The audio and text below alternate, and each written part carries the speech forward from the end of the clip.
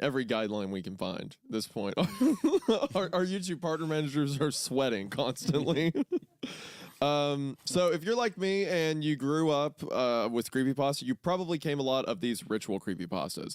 There were several that had the gimmick of getting a game for you to play or a way for you to talk to ghosts or something like that. Very similar to like old seance stories from like, the Satanic Panic in the 80s and stuff like that. Just made with like more modern implements or sometimes being more specific. And if you're like me, you were too scared to do any of them, but you did read about them a lot. So I've wanted to cover this topic for a while, and we have an excellent excuse to cover it today, Hunter. What would that excuse be? I had a burp. I have bad heartburn this morning. Yeah, we got a sponsor from A24. You heard of them? We got A24. I have no idea how. Which after the intro to that, it may never happen again. I mean, I'm buddies with the Rocka guys. The Filippo brothers. Huh? Filippo brothers, right? Yeah. Well, I was just referring to Rocka, sure. Whatever, dude. I'm trying to keep them humble with their YouTube. Right? Okay, all right, yeah. These YouTubers, couple of YouTubers, they're coming out with their new movie, Bring Her Back, on May 30th, and you guys should check it out because it's going to be fucking... Actually, we got to see it, and it's amazing. Yes, yeah. We got to see it. They gave us a nice little screener. Sorry, we're famous. We're kind of cool. We're pretty neat, I gotta say. Steven Spielberg was there. Yeah. And I gave him a noogie. He was still mad that we just stole Spire in the Woods. He was upset about that. Yeah. But he liked the movie so much that he said he won't take us to court over it. Well, it's good. It's pretty cool. Good. No, Bring Her Back comes out in theaters on May 30th. For people that don't know, it is the sophomore film from the brothers since their first freshman film, Talk to Me, which was Talk to Me big is hit. such a banger. I love it. Me and you both have the hand for Talk to Me in like our studios and our setup. I love that movie so much. It was awesome. And now there it is. Oh god, it crawled its way out, dude. Now they have another like movie a big out, old bear. Or they will have another movie out. Bring Her Back. We watched it last night. We loved it. There was one scene I physically jumped. It has been a long time since that's happened in a horror movie. And there were 3 scenes me and you looked away because it was like, which I don't think it spoiled anything to say that like the practical effects, the gore and stuff, it was very, very well done. I was impressed with that. Danny and Michael do this great thing where, and I think that's why we wanted to touch on the ritual stuff today, is in their movies, they know how to simply articulate a very straightforward ritualistic experience. Yes. That is just super fun. Mm-hmm. And I think that, we were talking about this beforehand, it's like Bloody Mary and all that stuff. Mm-hmm. I feel like the way that they present some of these rituals, it feels just as like candid as that. The movie does a great job. It's similar to films like Hereditary, right? Where it's like, even if they're not setting you down and saying, this is step 1, this is step 2, you see all of the, effects of it play out, and you can tell there is this pieced together lore behind the curtain. That's kind of, everything that we see on screen is the operations of it.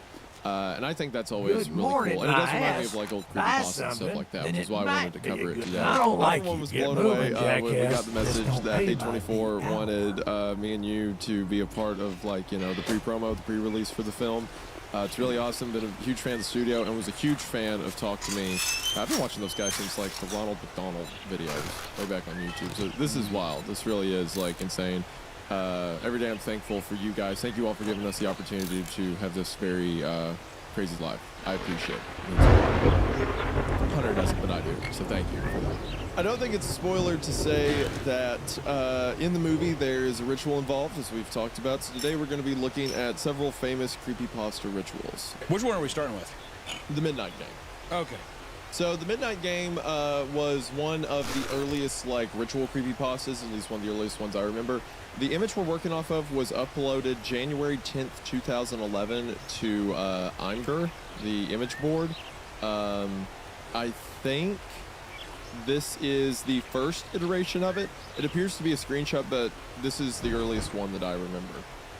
Hunter is now using his power controlling the television screen in front of me to show me just obscene things. It was above Darth Maul. He keeps typing in things while I'm sitting here. And it was on the side. I'm sorry. He keeps typing in things to break my concentration. Okay, now it's all... Okay. Hold on. We got to get back.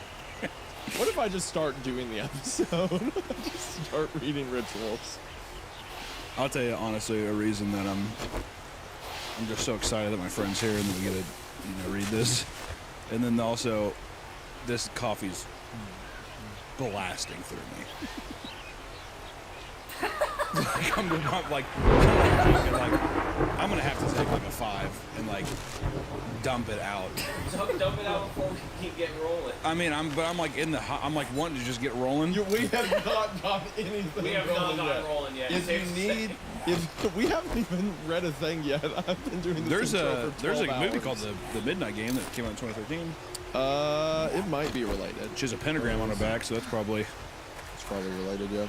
Can't find the image. Okay, go back to the Reddit. No. Go back to the Reddit. Oh, and I clicked And it. you click link. If you need to go to the bathroom, now would be the time. Alright. So, from 2011, I believe this is the early iteration. I remember reading this and getting freaked out by it. Some of you guys probably do as well. So, with that, let us begin the Midnight Game. The Midnight Game is an old pagan ritual used mainly as punishment for those who have broken the laws of the pagan religion in question. It is mainly used as a scare tactic to not disobey the gods. There is still a very real chance of death to those who play the Midnight Game, and there is an even higher chance of permanent mental scarring. It is highly recommended that you do not play the Midnight Game, but for those few thrill seekers searching for a rush or those delving into obscure occult rituals, these are the simple instructions on how to play. Do so at your own risk. Instructions. Prerequisites. It must be exactly midnight when you begin performing the ritual, otherwise it will not work. Materials required include a candle, a wooden door, one drop of your own blood, a piece of paper, matches or a lighter, and salt. If you are playing with multiple people, they will all need their own of the aforementioned materials and will have to perform the steps below separately. Step 1. Write your full name, first, middle, and last, on a piece of paper and put at least one drop of your blood onto the paper. Allow it to soak into the paper. Step 2. Turn off all the lights in the house. Go to your front door, which must be wooden, and place the paper with your name on it in front of it. Next, take the candle and light it. Place the candle on top of the paper. Step 3. Knock on your own door 22 times. The hour must be 11 a.m. Open the door, blow out the candle, close it. You've just allowed the Midnight Man. Sorry, I did not expect Midnight Man.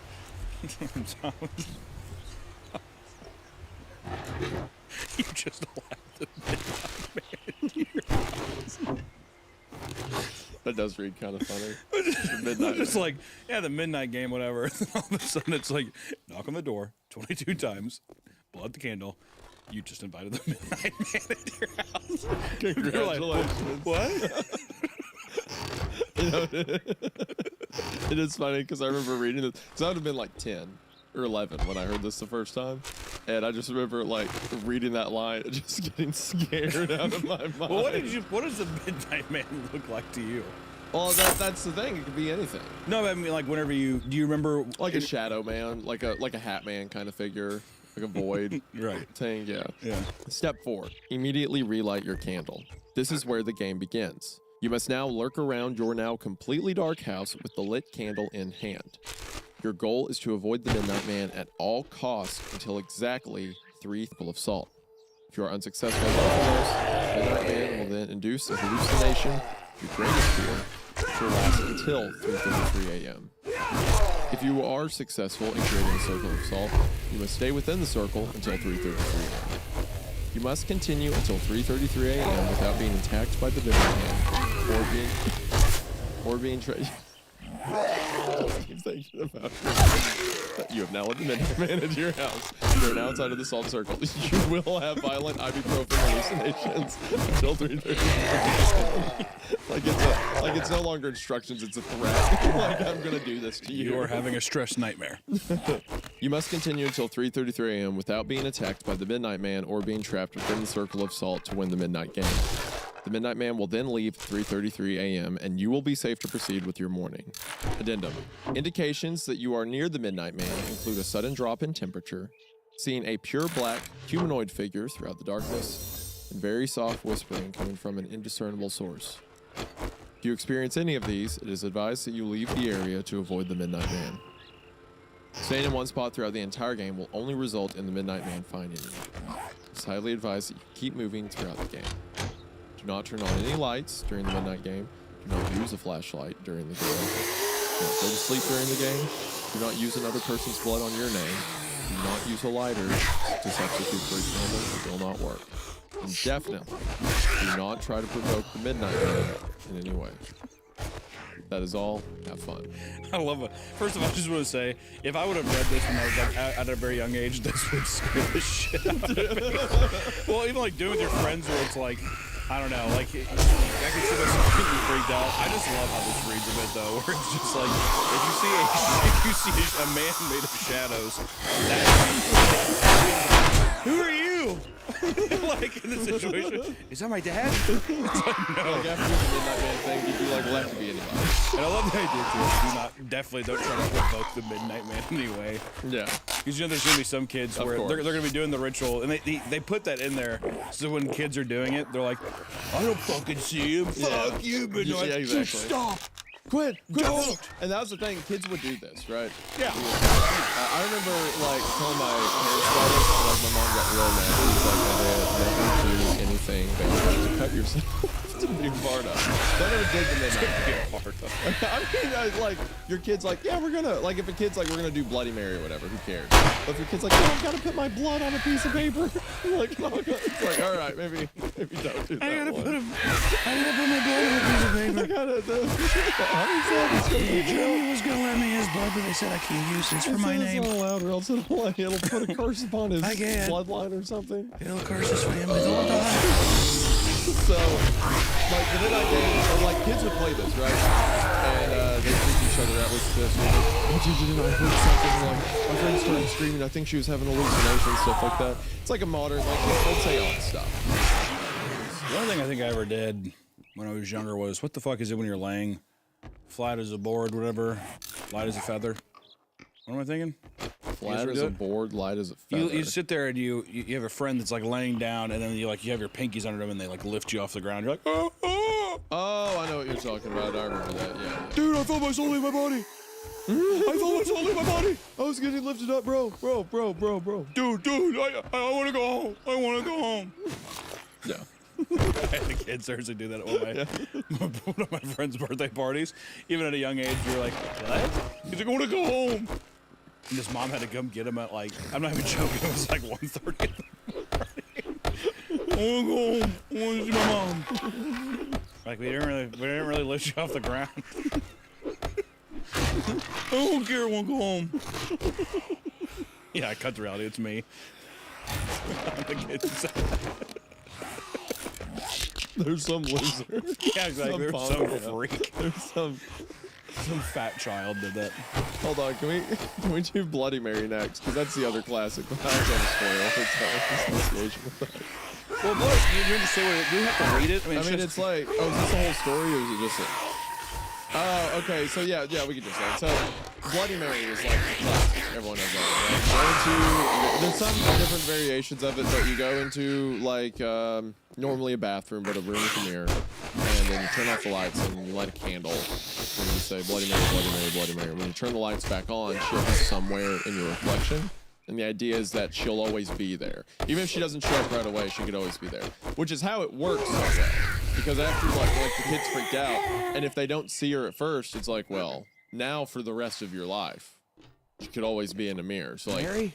Yeah, Mary, is that you? Whoa. So when I was in middle school, I think it was in 7th grade, like all the like Bloody Mary became like the thing. People were like seeing scary pictures of it and stuff like that. And then one day during PE, like all the guys were like, okay, we're gonna do it. We're gonna be brave. So we're gonna go to the bathroom. You know, real boys thing. Real boys thing to do. Come on, guys. Ritual. So we went into the bathroom at our middle school, and one of the older kids was like, he normally would make fun of us for this kind of thing. He would be like, oh, you like scary stories? It's really stupid. You're dumb. One of the people who would put me in the trash can. It's mentioned in previous stories I've talked about. But this time, for some reason, he was on board. I'm like, well, that's suspicious. Oh, well. So we go to the bathroom, and the way it's set up is like there's a long sink with like the stalls behind you, and the mirrors are like across in front of them. So I'm like scared. Like several of the other kids are scared, and we go up, and we didn't have a lighter, so we just like skipped that step and turned off the lights. I love it. So it's just. Well, I love that's such kid logic too.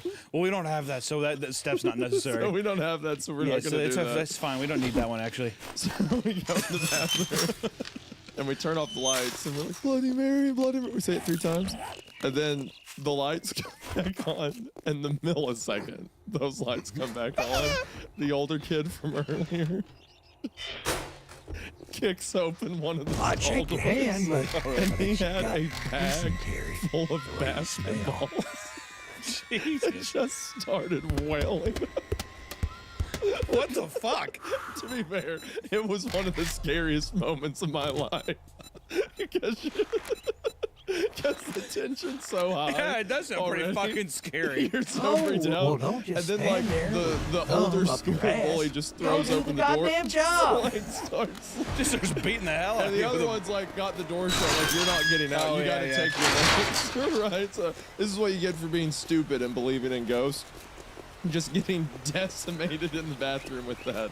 So I did the Bloody Mary thing and did get scared out of my mind. So Do you think, because when you think of Bloody Mary, you think of like a bloody woman in like a Victorian dress, right? well, I've always heard that it is Queen Mary. Like, Okay. Who like killed all the. She bathed in blood or some shit like that? Is that Yeah, that's part of the story. She was called Bloody Mary. While she Yeah. was Would it still be equally as effective if it was like if you just said like Greg 3 times in the mirror, it was like a regular looking guy? Would that still be creepy? It'd be creepy, yeah. I think it adds. Well, what's Greg's intentions with me? I mean, nothing. You just like the thing is That's that just like getting a when you friend. say it, you like middle-aged man will just be standing behind you in your reflection. Is he closed? It's not that bad. I'd say business casual. Yeah. Is he kind? He doesn't say a word. But does he look kind? He Is just his kind of does the. features, He does like the Jim Halpert smirk. It's just a little quirky. That's fine. You can be alone and you're like, Greg. And it's like, How fucked up would it be Thanks, though that Greg. every time you look in a reflection, oh, Greg's there? it'd be rough in the bathroom. Like you're getting out of the shower and you're naked and Greg's just standing there looking Oh. at you. Hey, Greg. Hi, Greg. I'm really glad you're here right now. Thanks, Greg. You're not in here when my wife's in here, are you? Oh, Greg. Still a guy. Greg's just window shopping again. Yeah, old Greg, just look but don't touch. That's his motto. He actually doesn't have a motto. He never speaks. Yeah, I've actually never. And then when he talks, he has like a very thick Jamaican accent. Greg, I don't think that's. I don't, Greg, are you putting that on? Greg, I don't think that's. You putting that Is one that on? what you really sound like, Do Greg? you really know what bombaclot means, Greg? Or did you just say it because you went on a cruise to Mexico one time and you heard someone say it and you thought it I was saw cool? that Royal Caribbean shirt that you were wearing. And Yeah. I think you might have just been island hopping. I think you're being a little insensitive, Greg. Now, if you could quit, like, hanging over my wife's bed every night when we go to sleep, that'd be great. And also quit being culturally insensitive. Hey, the new movie from A24 is coming out. Bring Her Back, coming out May 30th. Go check it out. Check it out, A24, Bring Her Back. It's a movie. It's a good one. We enjoyed it. Go watch it May 30th. Thank you. Come by, knock. Everyone's scared about it. For my wife's bed. Full insensitive. Shirt that you were wearing. There she grew You up. telling this story again? Yeah. I told you right before we started recording, before the recording. My mom had the story of like it's called like the knock knock man or the knock knock guy, and it's like you have to wait till everyone goes to sleep, and then her and her sisters would get together, and the chant was something like, "Knock knock man, come by. Knock knock man, say hi." And then you would hear knocking at the door, but every time you went to the door, no one would be there. But she also like old Appalachia, especially if you were poor, it's like all there was to do was find ways to almost die. It was like, oh, you kids want to go to the old abandoned rock quarry Saturday, and we can like jump like off the cliffs into the water. It's just stuff like that all the time. I never had rituals for my family. I remember my great grandma though. She like, took my hand and brought me up to her attic one. I was like the second story of her house one time. She took me in this room and she was like, "My grandpa died right here on the floor." And I was like, "Oh," he's like, "He's still here every day. I see him." He sits in this bed. He's like, so when you come over, I want you to come upstairs and say hi to him. Wow. So That's was, a that was ritual. traumatizing. Well, that's 100% like that's how these ritual things start. Because if you told your kids and stuff, it's like your great grandfather, the attic and stuff. That's where like these stories come from. Well, I remember just being like, listen here, you old hag. I'm not gonna fucking go upstairs and like wait for a guy to just sit there and be like, because all my grandpa did, different grandpa, not the. I assumed you. He would just sit there and he'd just eat M&Ms in his chair. That's all I remember from him, and he fucking died. In that chair? Yeah, and she left. She would seriously leave like a mason jar of M&Ms up there because she's like, I see him every day. Did the M&M jar ever move? Did she in that jar today? I never went up there. She's like, time to go. I would lie right to her face. Did you go up and say hi to your grandpa? I'd say, yeah, I did. Yep. Did you see him? You saw him up there, It's right? funny, like you pretend to walk up the stairs and then you quit, but at the top of the stairs, I wouldn't even go. She had like a giant mouse trap ready for you. Yeah. Like a Tom and Jerry mallet. That's weird. You're not cut in half. I know you didn't see him. Because the see me Hat Man upstairs. didn't get you. Yeah, she has like some Kevin McAllister like hanging buckets waiting for me. Frontal lobe isn't smashed in. That's odd. I'm trying to get you to say hi to Grandpa. Why don't you go say hi to Could you him go for do me? that for me, please, really quick? Just real fast. Yeah, that's where a lot of these came from. Like different ways to scare people, different ways to like keep stories alive, so to speak. Another one of those that I remember that we're gonna look at next is called 11 Miles. 11 Miles. So this one was originally posted in. I feel like it's not as old as the old one. Anyway, 11 Miles is a more modern one, but there's been like I haven't read it myself, but people mention it a lot now in reference to things like the Midnight Game, Bloody Mary, and stuff like that. I also like the rituals that require you to be more specific, I guess, rather than just like everything in the back of the movies. Like you have to be more dedicated. It's kind of the way a lot of old like pagan rituals were and stuff like that. Like you have to go to one spot in the woods. You have to like carve a shape or something like that. There's more dedication to it. Yeah, so this is for the more dedicated. Exactly. One gets spooked. Yeah. It's actually, a lot of this stuff is similar to like the left-right game. Like to get to this alternate world, it's like you just pick. You have to go to a street. You have to go left and right, left and right. Probably also why they're not as popular though. So you can't. Children can't do it over at sleepovers. That's true. You know what I mean? That's also that's where it goes. But for us grown adults, We do it all the time. exactly. Yeah. 11 miles. If you attempt this challenge and fail, then who knows what will happen to you. If you finish the challenge, you will find your reward. Do you have something that you truly, relentlessly desire?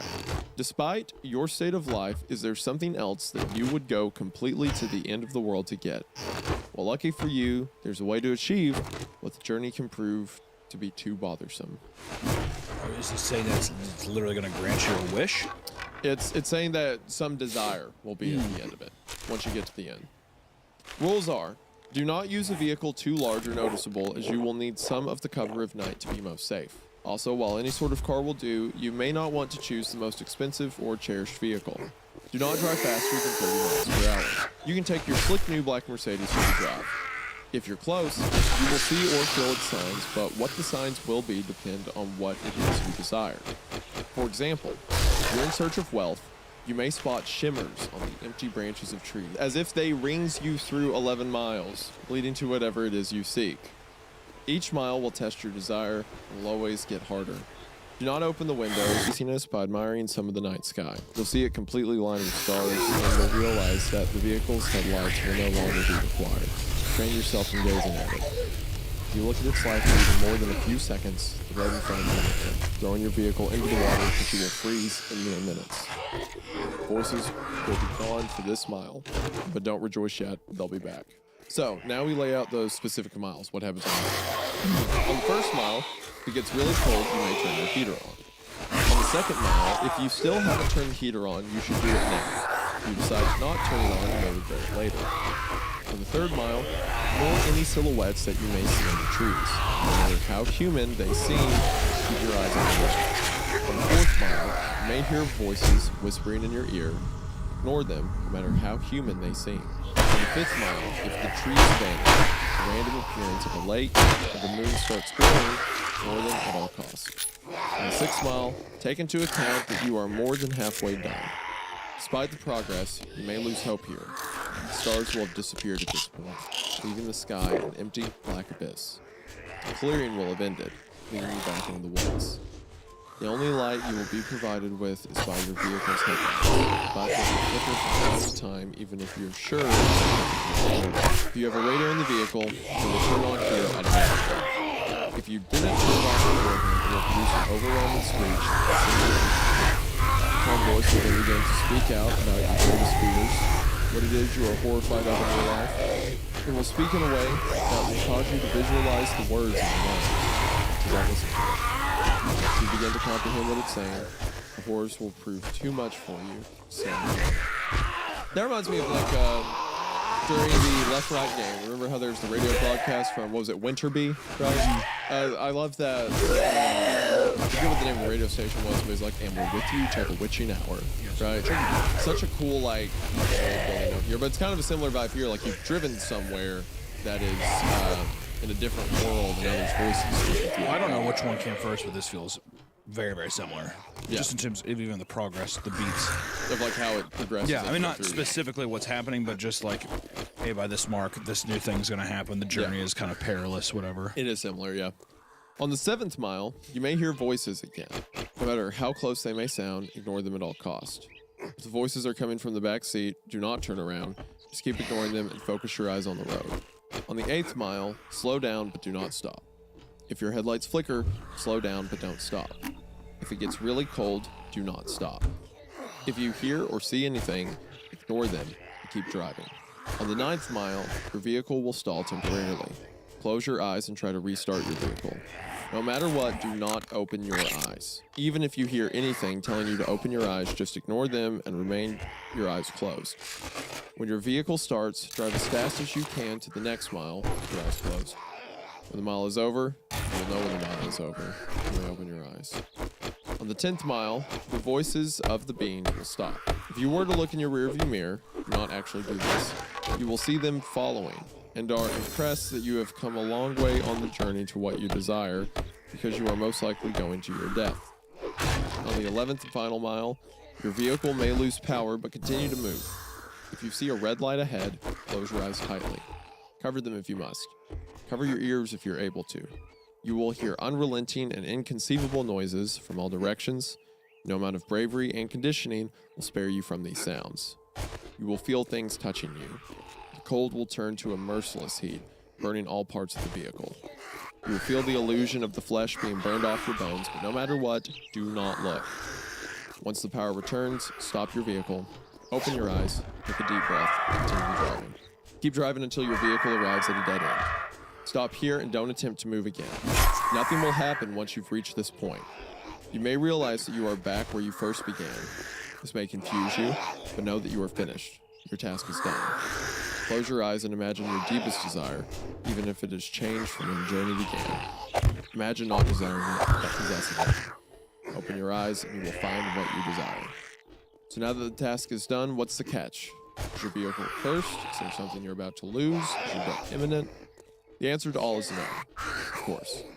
You've done the challenge. You've proved worthy of what you desire. Stated before, sounds of the 11th mile will continue to exist in your mind, potentially causing you some vivid and unusual nightmares, but these should prove as nothing compared to what you've gained.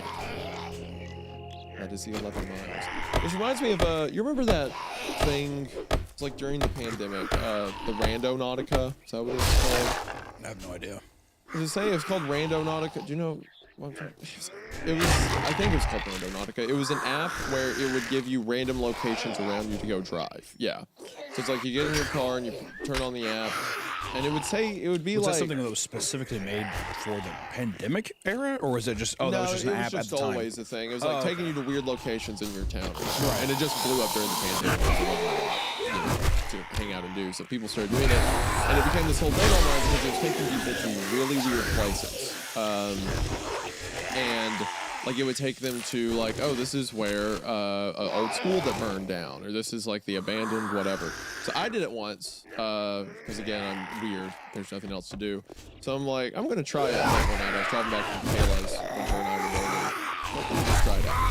So I plugged it in, and it just gave me like a location like 10 miles away, and it took me like I'd never been down these roads around the county before, and then I get to the end location, and it was the cemetery where my parents had bought me from grave plot.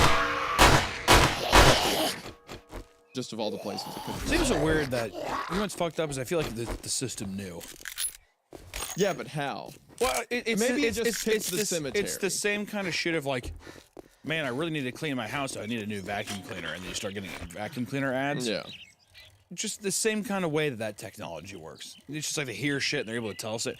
Like maybe your mom was just like, remember I bought you that plot? If I had to guess anything, I would guess that the creators of Randonautica maybe leaned into it and was like prioritized graveyards, abandoned, whatever. Which is fucked during a places. pandemic. Yeah. You're gonna be here soon, asshole. It feels so too coincidental, doesn't it? For me, for your deal? specifically, yes, because Yeah. there were for a long time I was hearing this and I'm like, yeah, because it's the ones we hear about. I mean, hundreds of people are doing it, and it takes them to like a McDonald's, and you know, we never hear about it. But then I did it one time. it was a place. But I where mean, it's like I'm supposed just to be the buried, one yeah. time versus if you were like, yeah, I did it a bunch of times and then one time, but just the one time. Just one Swap time. that I was smirk like, off okay, your well, Is your plot Doing beautiful? one it job was doesn't make pretty. us It's pals. facing the east. Got I it. don't know if I want to be buried. I don't know if I want to be buried either. What do you want to have done with your body? I kind of want to just have mine donated to science or something. Not me, man. What? What do you want done with yours? I want to have, I think I've said this before. I'm very adamant about it.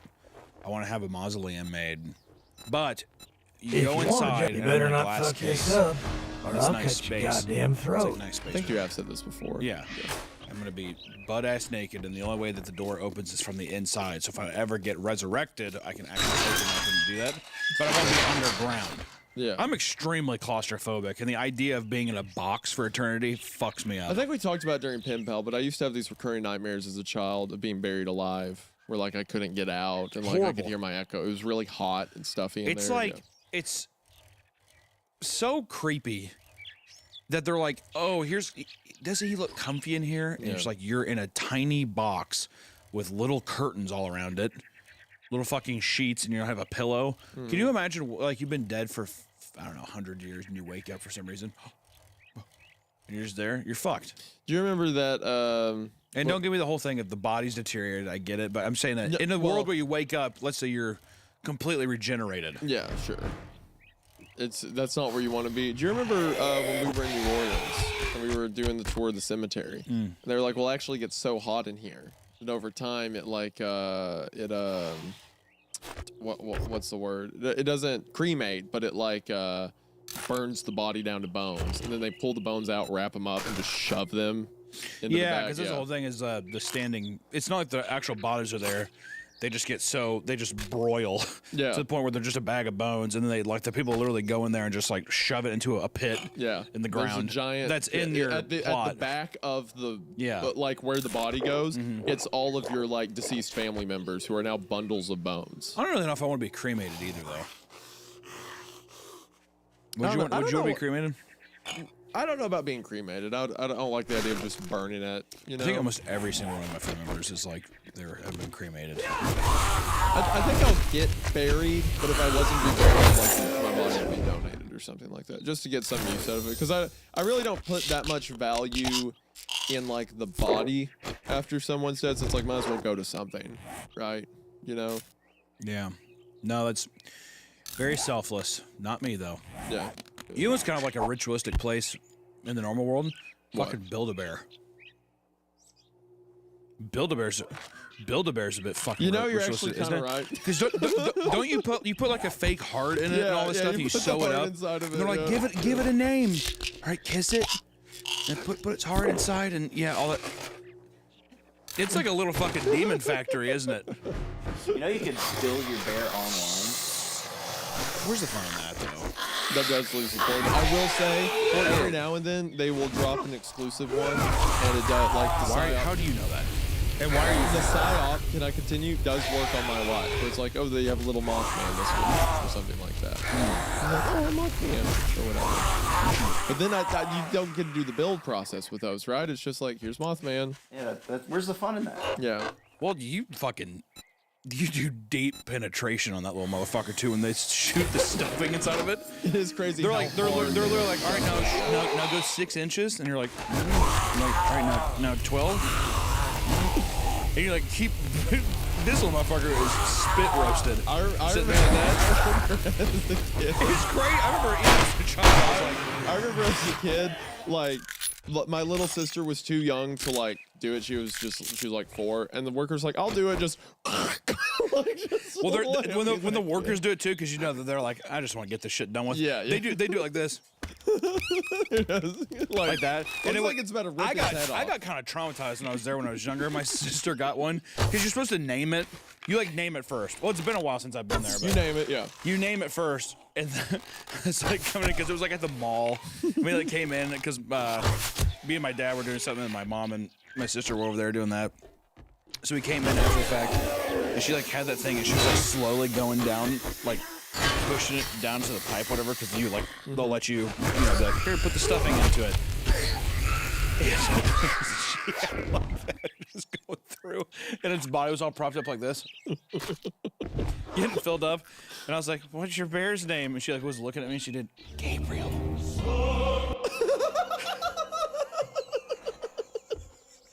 He told me his name was Gabriel, and he's gonna help us. It's a bit. I'm like, because you don't think of a different way where you don't have to go into the ass and stuff it. It would of course be an angel name. I'm getting him a dog tag. I was like, what does that mean? Is he a war vet? Is he a fucking Vietnam War? What are you talking about? But the I don't know. Such a weird. Is that still in business? There's one in. Really? Yeah, they do it because they have like this limited drop. Like not only kids, like the Hello Kitty kids. Yeah, I just love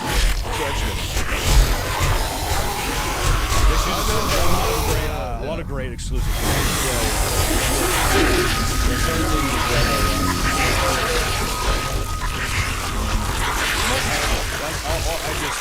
Bad memory. It seems like such a outdated thing too. Like I don't think I've seen. I can't remember the last time I saw like a kid have a teddy bear. Even like my cousin's kids, whatever.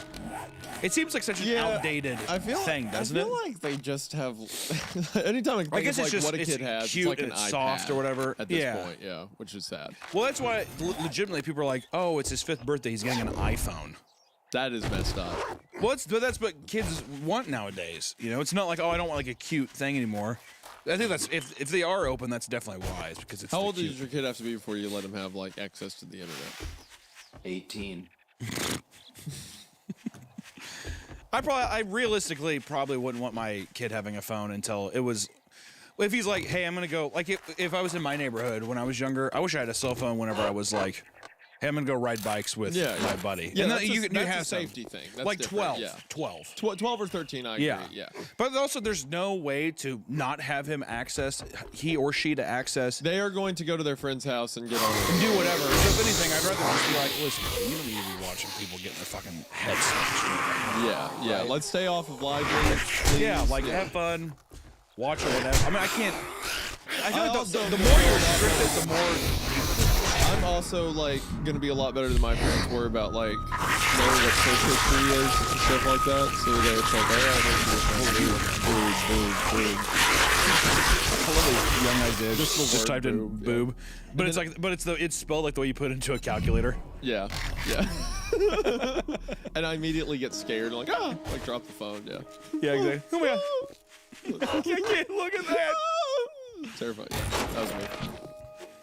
All right. So after that, speaking of Build-A-Bear and whatnot, Well, perfect. the reason I brought up Build-A-Bear is because this one is pretty much like Build-A-Bear. This is Build-A-Bear, only it's like with the devil involved in there. It's called How to Go. The way I would always hear it titled is How to Play Hide and Seek by Yourself. But as the title is on the original creepypasta, Hide and Go Seek Alone. So, at the very top in all caps it says, if you don't follow the steps properly, you will die. Do not play this game at all, you will die. Great. Great opening. So what are the rules? Like what? Why do I want to play this game again? If I was a guessing man, I'm gonna say you build yourself a little hide and go seeker. Yeah, this is Ready like, or not, here I come. this is like, imagine me, like as a child, and he's like, I don't really want to play this game, guys. Everyone's like, shut up, stop being a baby. I thought I was hide and go seeker. I actually think now that what I was talking about earlier, I think I did play the Midnight. I think I did play the Midnight. I'm actually having memories of holding a candle and walking through the house scared. Doing that scared, completely blocked it out. doing that scared, quiet breathing. Yeah, until I just did the impression of my friend saying "stop being a baby," and it was like a Vietnam flashback. I was suddenly like The ringing in your ear. yeah, I was like, I remember I had a red candle. Oh my gosh, yeah. I completely blocked it out. I don't think I cut myself, so I don't think I did the black thing. You saw the Midnight Man, didn't you? I remember being really freaked out because my friend had these long hallways, and you couldn't, like, the candle glow would be like 5 feet. So it's like as you're stepping through the hallway, you can always just see a little bit out. And everyone else was playing at the same time, so it's like you would see You guys had candles. multiple sessions of Midnight Game Everybody Guard. was playing at the same time. Damn! So everyone went to a different door and did it. Because it doesn't have to, like it said front door, I think we did like closet doors. As long as it was a wooden door. Wooden door. Yeah, and then, you set down your name, knocked 22 times, let it in. And then we're all like passing, so like, you look down the hall and you just see it slowly pass. Yeah, I completely memory hold this. Why did I do that? I'm done with suspect.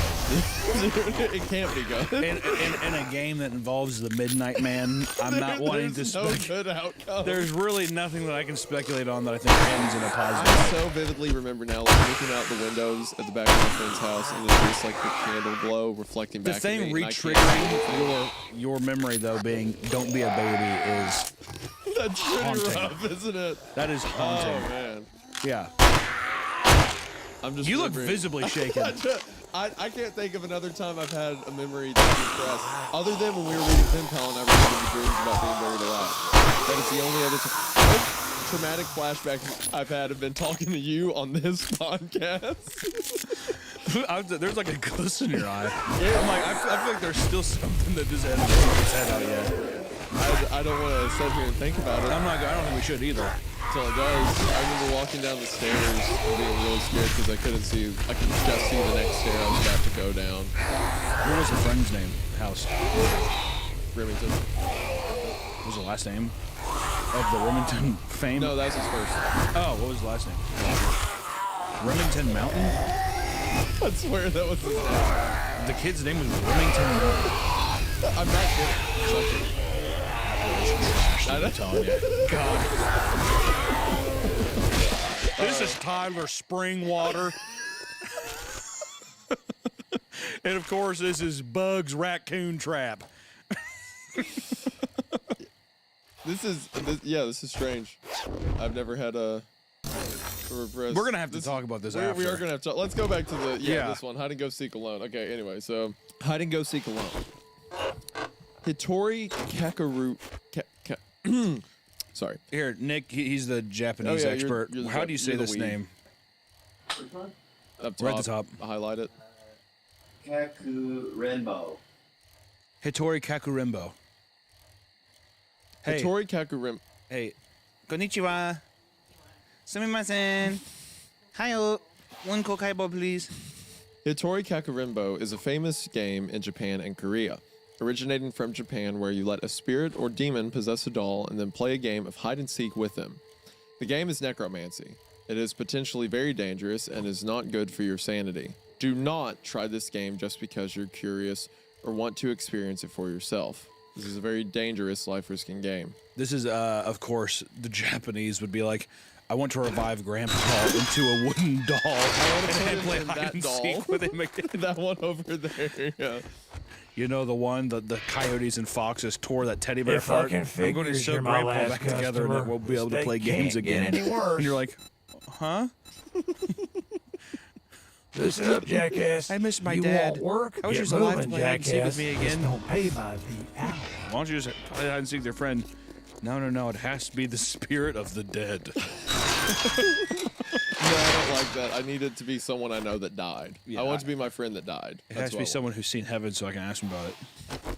That's crazy. If a kid told me that, I'd be like, okay. I'd be like, cool, and I'd take the fucking teddy bear and I'd throw it away. Yeah. And then you watch it climb out of the trash can. Which I want to say, exactly, and I'd kill the kid. The reasonable fucking the reaction. curse fucking gets severed here. I can make a new kid, dude. I seriously think that if my kid did any spooky shit like that, Guess what I'm I gonna would do? cut. I mean, I wouldn't kill the kid, but Guess like, what I'm gonna do? I'm gonna immediately go to these kids and be like, okay, kids, this is a game you can play. Take this teddy bear.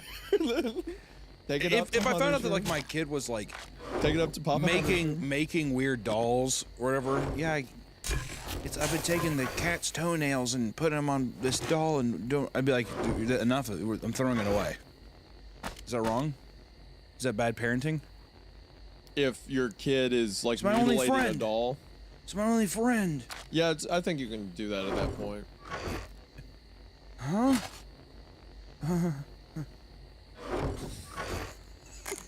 What did he just say to you? Inside joke. It's a secret. Even if I explained it, you wouldn't get it. You don't get it. It's a thing between us. Yeah, you can throw that away. If he's holding the, If a kid of mine ever talks to something, I'm getting rid of it. yes, Immediately. Yeah. anything. Anything, any object. You said what? Yeah, what? What do you mean? What do you mean? I think what? that's If reasonable. my kid's talking to the TV remote, I'm getting a new TV. It's just, has an imagination. God, Okay, you know what? See that. Now we know exactly. This is the kind of person who dies in these situations. Nick definitely had like a ball of yarn. He was like, "Are you kidding me, Mr. Squiggles? You like that? Why are you so like this, wiry buddy? today?" I used to pretend my toys were real. Your parents. That What? explains a lot about you. You You pretend used to What do you pretend mean? they were real. What does that mean? Like they were alive. No. So, okay. Not like you would play pretend with them. Yeah, I was gonna say there's a difference between playing. No, Like- I'd be like, they're alive. Like Toy Story. They wake up when. See, And that was a- that's exactly that was why a you should have. Your parents should have fucking thrown the toys away. Is what should have happened. That was a What kind of comforting- toys were they? Hold on. That made you feel better that they come alive when you're not looking, not freaked out. Okay, what kind of toys were they? Like small soldiers. The action figures. Oh, so you had like Chip Hazard yeah, and Chip, Archer and all them. Yeah. Isn't that the plot purple of the rhino. movie? So yeah, but I was saying, so you're basically just like you were just like, oh, I wanted the movie to be real. Yeah. Well, you should have led with that. You made it seem like you had like a Raggedy Ann doll, and you're like, yeah, she plays dress up when I'm not looking. Where do you find these guys? He emailed me.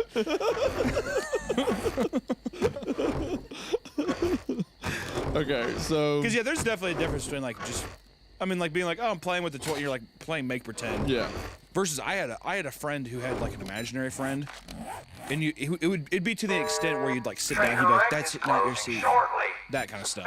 And that's where I'm like, that's creepy. That's pretty creepy. yeah. I had a buddy one day. He bought like Dragon Ball Z toys, and then I came over one day and they were ripped apart. And he said while they're sleeping they fought. Just to see to That- me now that's that's just schizophrenia. creepy. That's where it borders on being too fucking weird, like creepy. Yeah. Now, if you did that and told your friends that, that's funny. But if you actually believe that, that's a problem. I vividly I'm finding out that I actually did this a lot because he said that and I did. Oh, okay. And I went downstairs and I pulled on his mom's shirt and I was like, I want to go home. And my mom come pick me up. I'm scared. I was like, I'm not doing this. Because also back then, getting like hangout days, it was like it's like a vacation. Yeah. You gotta really, like it's a big thing, especially if you, because with that one too, it was a whole thing where you're all excited because you're like, I get to ride bus number 5 today and go to his house. I've never ridden on that bus to go to his house. And then you get there and it's that shitty. You're like, I'm not about to spend my time like this. I'm not in it for the long I'm not haul. putting up with this guy. Fuck that. I want to go watch Ed, Ed and Eddie. I wanna go home. Yeah. And then you also find out that the mom's like, yeah, he doesn't have any M-rated games. All we have is E. And you're like, get me the fuck I out. need to escape. Get me out. Yeah. Yeah. Note, it's best to put your pets outside of your house. There have been reports of dogs barking and cats hissing at nothing. Some even reported their pets behaving strangely after the game. So, tools. Tool 1. A stuffed doll with wings. Not a human doll, as there's a huge chance the spirit will not leave it. If you have an animal doll with limbs, it can be used as well, example, a teddy bear. Rice. That is enough to be used as stuffing instead of cotton for your doll. The rice is said to attract the doll. Something from your body. Usually fingernails for the doll to represent you. This means that if you do something to the doll, the same thing will happen to yourself. Never use someone else's body parts. This results in the doll replacing that person instead, and the game will not work correctly. I just want to say that we should cut this. I was going to say, wonder if that's why also she cut the hair, because there was something that was like representative of the mother is doing this for her daughter. So I wonder if she did it. A dad needed something there for her daughter, like a parental figure needed to have a representation in the. I will say, to answer this and to answer it in a way we can include this in, this has similarity to something from the film. Well, yeah, I was gonna say. Well, everything we've said so far, there's been little hints of that kind of ritualistic shit. There's been similarities, not to spoil, but the tie-in, and that specifically has some similarities to themes in there. I think it's a thing about it's almost like you are contacting a spirit or something from the other world, and you need to give it a target. You need to tie it to something else. And I think maybe like in this specific instance, it's like the spirit will get mad or it won't work right if you use someone else's thing. But when it comes to the film, I would bet it's something similar, where it's like you have to direct the power you want and what you want it to be. Yeah, I'd say so. Next tool, a sharp-edged object. To anger the spirit in the doll by stabbing it. Be sure not to use a knife or scissors, as the doll will possibly stab you with it after it finds you. So use a pencil or needle instead. It's recommended to use a wooden toothpick. Red thread, to sew up the hole you made in the doll. This later symbolizes blood vessels and acts as a restraint later in the game. That's cool. Salt water or salt. This will be used later in the game to get rid of the spirit in the doll. A bathtub with water. If your home does not have a bathtub, a basin large enough to put the doll in with water in the bathroom works too. And finally, a very safe sanctuary or hiding spot. When it's the doll's turn to find you, if you have a room with statues and things related to your religion, it's recommended to make it as your hiding spot. It's eerily similar how many of those tie into the movie yesterday. Yeah. There's a lot of connections between like place to be, a place for it to go, stuff like that. Yeah, again, without getting spoilers. Purging specific. process afterwards, all that stuff. There's a menacing note, and it's something I thought about with the movie too, about having like, for one, inviting an entity like that, right? But then like knowing it's in your house, right? It's like this is your safe space, but you've now opened up your safe space to this other. Yeah, violated your safe space, basically. Yeah. You've contaminated it almost. Starting the ritual. Give your stuffed doll a name, for example, Fluffy or Rover. Cut the bear or doll open and take all of its stuffing out. Put the rice in the bear or doll as well as the part of your body. Sew the doll back again with red thread and wrap the remaining red string around the whole doll. This is important as it binds the spirit. Prepare the bath or large basin by filling it with water and then wait until 3 a.m. sharp.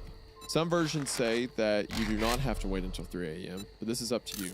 Remember to turn off all lights in the house, but leave only the television on. It will change depending on the location of the doll. That's a really cool detail. Like, depending on where the doll is in the house, like it manipulates the television, like the spirit you're contacting messes with like transmission rays and stuff like that. Yeah. Once it's 3 a.m., take the doll along with you to the bathroom and repeat, first tagger is your name, 3 times sternly while closing your eyes. Then place the doll in the bathroom basin. Walk away to another room, but do not look back. You may see the spirit possessing the doll. If said spirit makes eye contact or notices you looking at it, it may come after you. Count slowly from 1 to 10. After that, turn around and proceed back to the doll. Go close to the doll in the bath basin and say, I found you, and then say the doll's name. And then stab the doll with your weapon or object. After that, close your eyes and repeat, now, doll's name is it, 3 times. Leave the object inside the doll, then pour some salt water into your mouth. Do not drink the salt water as it protects you from the spirit in the doll. You will need the remaining salt water to end the ritual. Bring along the cup of salt water and go to your hiding place. It is recommended to keep your doors and windows unlocked in case you unexpectedly run into some trouble, and your friends will be able to help you if they're outside your home. It is recommended to have a cell phone on silent mode, brightness on the lowest level in case of emergencies. Keep the salt water in your mouth at all times. Never attempt to swallow it. Remain silent when you are hiding, as any sounds from you will alert the doll where you are. If the doll finds you, it will stab you with the object you stabbed it with, and possibly possess you as well. Keep salt water near at all times. I like the theming of that a bit, where it's like you've possessed a spirit and you're now trying to play a game with it, right? Like You're literally mixing Bloody Mary and hide and go seek. yeah, together. Yeah, pretty much. I like the idea too of do not turn around to watch the spirit possess it. Like you can almost imagine this like huge entity like stepping into the small doll or something. Yeah. Ending the ritual. Ending the ritual is very important, as this will end the game as well. To end the ritual, go out of your hiding spot, find the doll, it may not be in the bathroom, and then drink the salt water. Pour the remaining salt water around the doll in a circle as well. Close your eyes and shout out, "I win," 3 times. Spirit in the doll will give up and the game ends. You must dispose of the doll by burying it with salt, otherwise the spirit will attempt to re-enter the doll. Some versions say to put salt in every corner of your house after you bury the doll, especially where the doll has been found. The salt drives away most malevolent spirits. Warning: do not play this game for more than 2 hours. The spirit inside the doll will be extremely difficult to remove. Messing around with spirits is very dangerous, so play the game at your own risk. Nobody will be responsible for your own death, as you risk your life to play the game. Do not turn around when heading to your hiding place. You might see something very disturbing. Do not play when someone else is in the house. You must be alone to play the game, because the other person might be unintentionally found. Instead, might be hurt. Do not play with more than one person. It needs to be one person and one person only, because there's a great chance that one of the people that are playing could get possessed. The game can be played at 3 a.m. sharp. 3 a.m. is the time when spirits are the most free to move around. However, some versions say you do not need to wait for 3, and midnight is just fine. Do not turn on the lights while playing this game. Only leave your television on.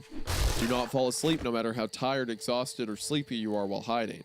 The doll will eventually find you and possess your body, as the meaning of this play is, if you find me, you can have my body. Do not attempt to leave the house while the game is still going on. Unless you want to end the ritual and the doll is not in the house, the doll will find you. Do not play this game if you get frightened easily or have a very weak heart. This game is life-threatening, very terrifying to most who have played it. Better still, don't play this game at all. Do not give the doll your name or the name of one of your acquaintances. You or your acquaintance could be the victim of a curse. Messing around with rituals like this is dangerous. They are serious rituals, not games. If you make a single mistake, then expect to meet a nasty end. You have been warned. That is how to play hide and go seek by yourself.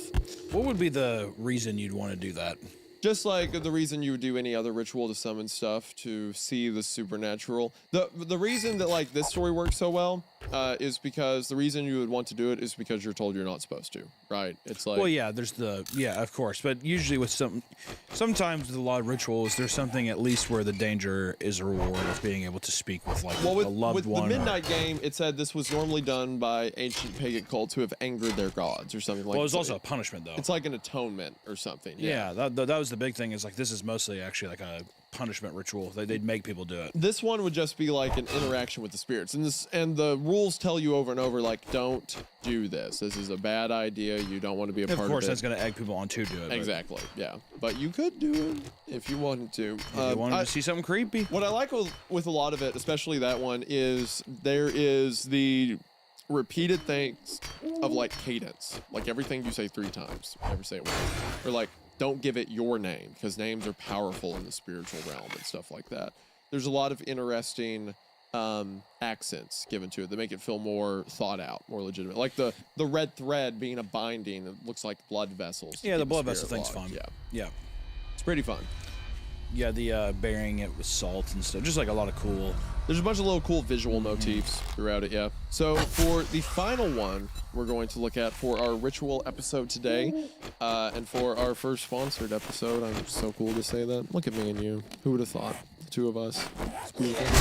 So the last one we're going to look at today is Grey Water. Unlike the previous ones where it's just kind of a set of instructions, this one's an actual story that involves a ritual. So, oh, is there any details about when this was posted?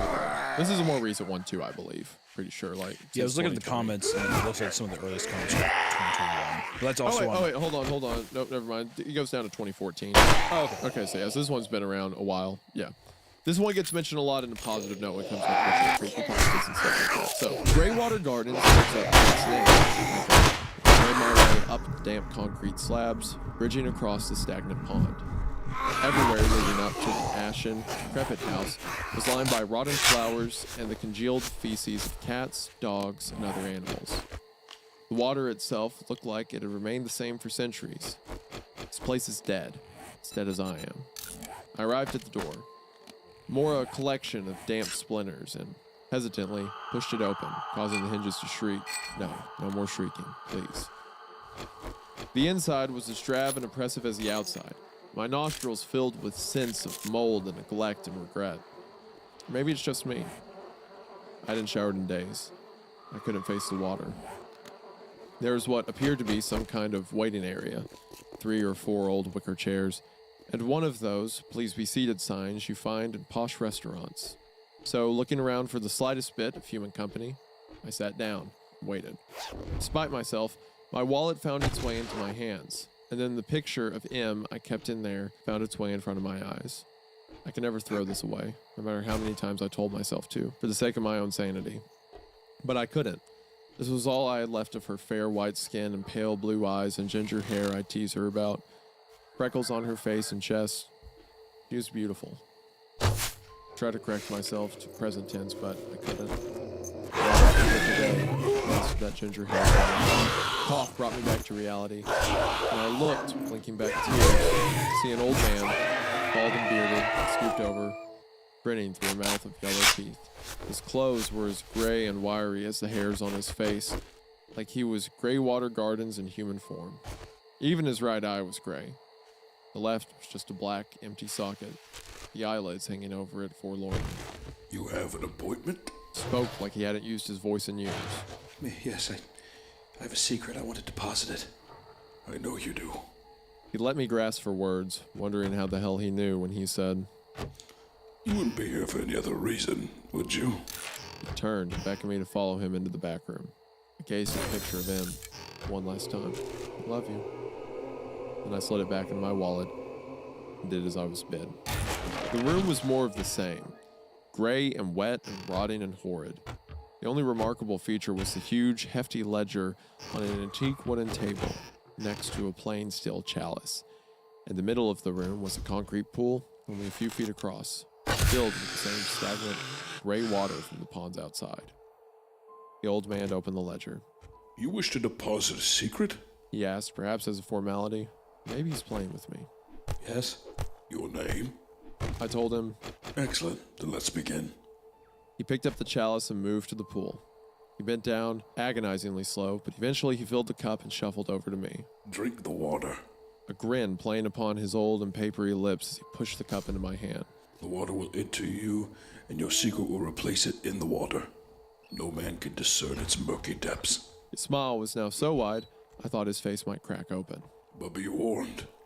Once I've taken custody of your secret, you can never reveal it. No one will ever know. But there will be no confidence or confession or chance of redemption. Are you sure this is the path you wish to take? I am. I didn't even hesitate. No one can know, for both our sakes.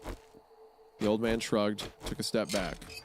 I raised the cold steel to my face, but before I could drink, curiosity gripped me. Why do you take other people's secrets? In the world of the blind. He laughed, raspy and throaty, and tapped at his missing eye. The man with one eye is king. And I knew exactly what he meant.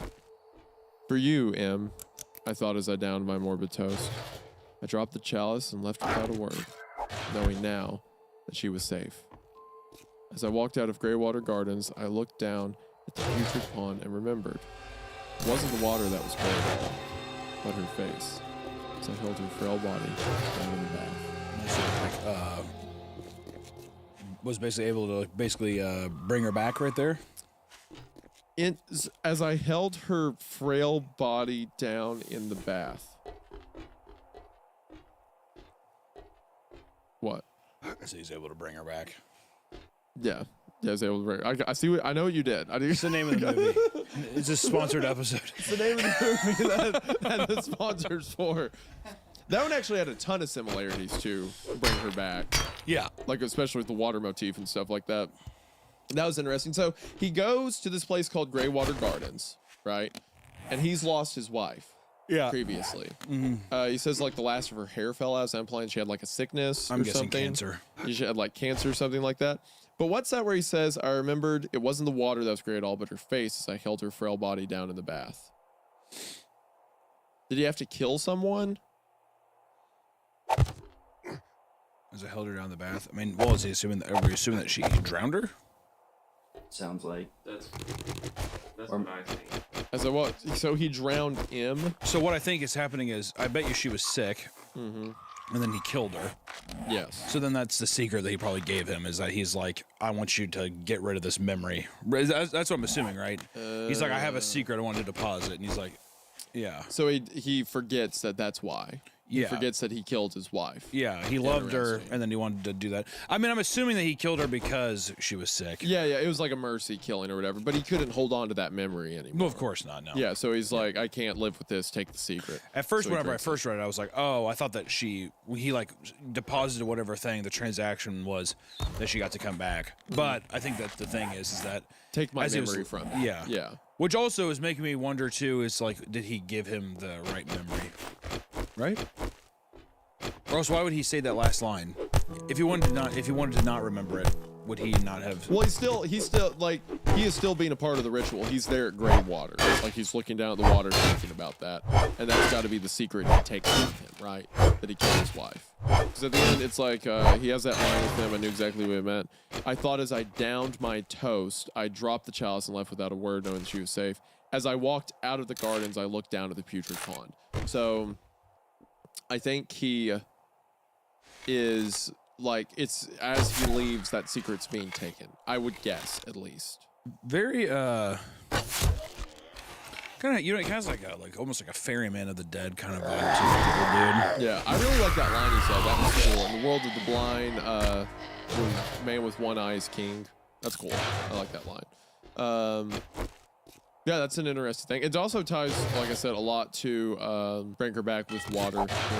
There's a lot of that in Bring Her Back. There was like these visual motifs that kept playing over and over. Because afterwards, me and you were talking about it, and you picked up on things I didn't notice, and I picked up on things you didn't notice. It's like so much of the screen time was used for like piecing together these whole pictures of like themes and using symbols. Like mirrors was another one. Well, I think a And what- common theme with all these, like the bath and water and all that stuff, has to be something that's a parallel with baptism and that kind of stuff, rebirth, all You that kind know, of stuff. actually, without symbolizing, without spoiling, the scene at the very end involving Sound. involving water was very reminiscent of a baptism. There was a lot. I would like to watch Bring Her Back again, which you all should go see when it comes out. But Pay full price. pay full price. Watch Hey, it. chicken jockey. Don't do that. How sick would it be though if Danny and Michael were able to start instead of like a chicken jockey train, people were, like throwing popcorn. People were taking like, I don't know, like their kids there and like sacrificing them in the theaters or something. Like there's a mass. A24 is gonna watch this, and they've got to sign off on it. They're gonna be like just All right, cinephiles, what should the popcorn bucket be for Bring Her Back?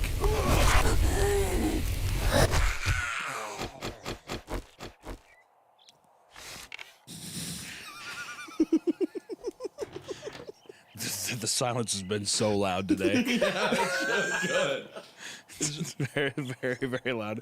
Anyway, I think Bring Her Back did a lot of that with like the visual motifs and stuff like that. I like this story, the idea of like going to a place to give secrets, because that's what I get out of this, right? He killed his wife because she was sick, right? The only reason I think that she's sick is because of the hair falling out thing. Yeah.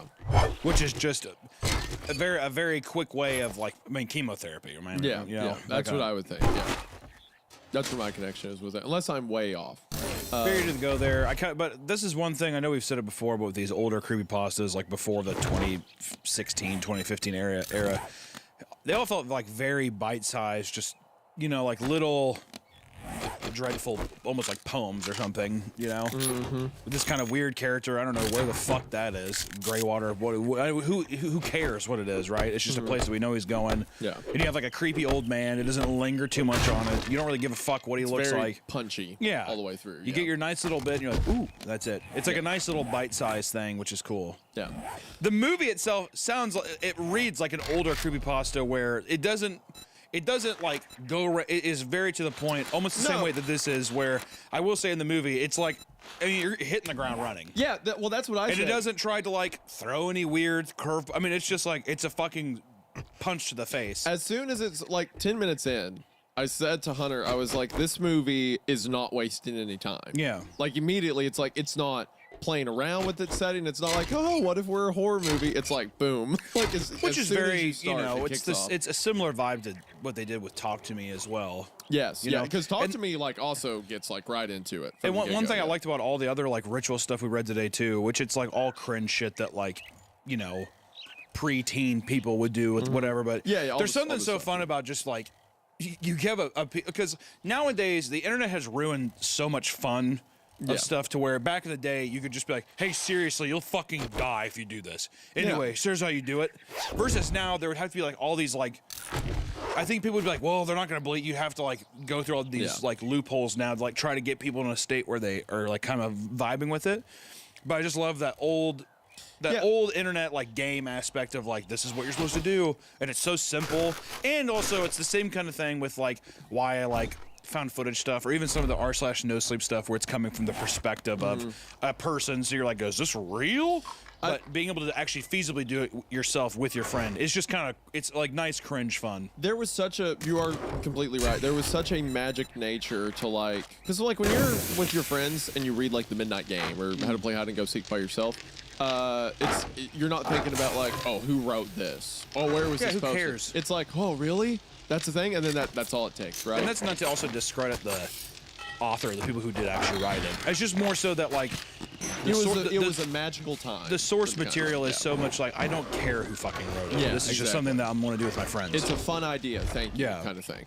And also with like what you said about Bring Her Back, how you're like, it's a creepypasta. You are right that it has a lot of those elements where the early creepypastas, like, they don't waste any time, they have a concept, and they deliver on it. In the good way, it is reminiscent of, like, old early internet horror stories and stuff like that. Now, Bring Her Back incorporates a lot of, like we talked about, there's a lot of interesting kind of pagan ideas like around the outskirts of it, and that's tied in with like this deception plot in the middle of it. It adds a ton of different layers to that idea, but you are right that at its core, it's like here's an idea, here's how we execute on it, and it doesn't really obfuscate it that much. But I will say, just as like a final note from me at least, is you can tell that it's like the film is from people who enjoy these like old internet horror stories versus like a 56-year-old guy at a studio being like, it's a Facebook horror movie. Yeah. Right? I mean, like, So you're going to get, it's just that nice, it feels very earnest in its approach. I mean, these two guys were YouTubers, who started making horror movies, right? They understand the culture, understand a lot of the modern stuff like that. It feels like someone gets the genre. Would you recommend any of our viewers of any age perform any of these rituals tonight? I think that aside from Hunter saying kill your parents at the beginning of this recording, No, man. I think other than that, feel free to do any of them that does not require you to injure yourself. Your dad has a gun box in his closet. And So- he's not very imaginative. All right, so like The key code is probably pretty easy So to the crack. midnight game, don't do that one because you have to hurt yourself, right? Or don't incorporate it. So yeah, The midnight game you do? yeah, you have to put blood on the paper. Oh, yeah. You have put to your- prick your thumb. I don't know, you a pussy. No, Fucking yeah, prick don't your do that. thumb. Don't do that. Don't do what Hunter just said. You ever pricked your thumb before? Don't. Have you pricked your thumb? When I've gone and got like blood tested and stuff like that. You never, with your buddies? Little blood No, I've pack? never just stabbed myself in the hand with my friends. That's not that big of a deal. Okay. Is so, it? Is it that? Have you guys pricked your thumb at all? I only have You're not getting crowd support on this one. That's insane. You just poke it. You don't even cut it. If you gash your fucking hand open, then I think you deserve to bleed out. So don't do anything where you have to hurt yourself. But if you Right, wanna, maybe scare bleed your out. friends, do what I did. Tell them this story, like hype them up about how scared it'll be. Then do it. It did really freak me out as a kid, like the idea of like the repetition, like the 22 times. It felt like you were being very deliberate in inviting some presence just to the enter. noise. You know what I mean? Yeah. When you're in a dark house, even if you're the one knocking on a door, you don't want to be in There's that a fucking candle dark. on the floor, and that's Yeah, all and you're doing- bum, bum, bum, bum, bum. Think about how long 22 knocks is. Too much. Yeah. And See, then if you we're open- skirting on the rules, like you guys are like, fuck, I don't have the fucking lighter. I'd be like, I'm gonna do like 3. I'm gonna knock not like 3 doing times. 22 all right? knocks, yeah. Because also I get in my head and I'd be like 19. I'm like, what the fuck was that? what was my count? Was that Where am I at? 19? Was But there is something very like purposeful to it. There's like a deliberation that always freaks me out. Even if I didn't believe in it any, it's kind of like the premise with Ouija boards. It's like, yeah, even if I'm not afraid of like summoning grandpa or some ghost, I feel like I'm letting something in. Like I'm opening the doorway to something. So with the Midnight Game, there's always this thing in the back of my head like sure, I don't think the Midnight Man's real, but I'm doing a lot to tell something that I'm Well, letting him in. I'll tell you right now, you let in some fucking. We're gonna have to talk about some of these traumatic things that you've been keep digging up. As we've been sitting here talking, I've been having like flashes of like remembering a hallway lit by candlelight. Yeah, and and like seeing. I feel like there's I really hope some it was stuff a that we won't ghost. put public, I think. really hope it was a ghost. That is the best case scenario. That I ran into the Hat Man at the end of the hallway. That is the best thing that could happen to me right now. Guys, that is our Creepcast. I'm gonna say Creepcast episode today. Be sure to check out Bring Her Back May 30th. Seriously, Thank they're you, fucking Day 24. It YouTuber means a lot. pals, great guys, and the movie fucking rules. So if you guys want to watch a horror film, take your buddies out, take your wife, your girl, your boy, anybody out to go see it. It's a good time. Thank you so much, and we'll see you in the next one. Bye bye. Kill your parents. See you in the next one. Do not do. Kill your parents.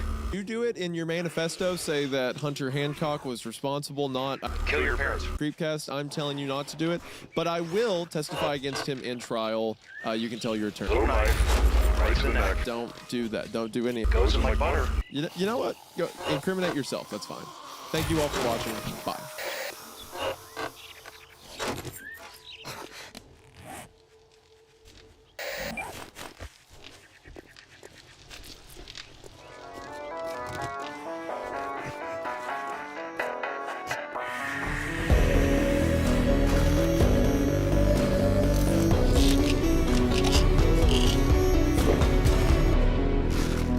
Welcome back to Creepcast.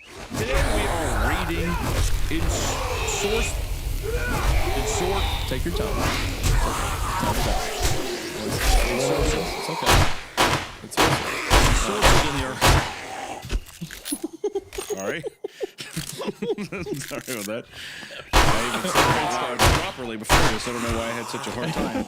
Ensorcelled in the Earth, which is from the author of the previous episode that we've done, or previous story we've covered called It Breathes, It Bleeds, It Breeds.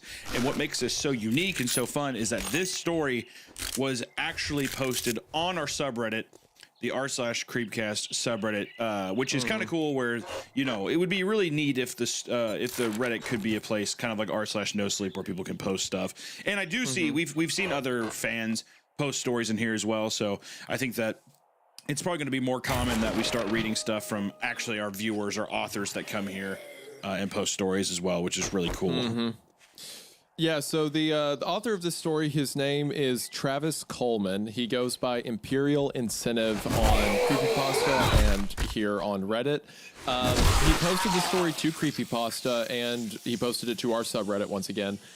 He posts a ton on the Creepypasta wiki. Yep. He has his own profile page he keeps up that talks about new stories he's writing.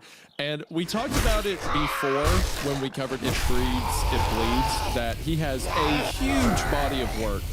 This guy writes about a ton of different stories, ton of different horror concepts, which of course we'll have a link to his description, his page and everything. So you feel free to check him out there. But I also didn't realize then how influential this guy was in the creepypasta space. This guy wrote Fleshgate. which was a story that I heard passed around vocally that I don't even think I've ever read the original story, but this is the guy who wrote it. And he also wrote some other famous ones I've heard of, like A Small Piece of Lead, Abraham's Dagger, Ad Nauseam, Ad Mortem, Ad Infinitum.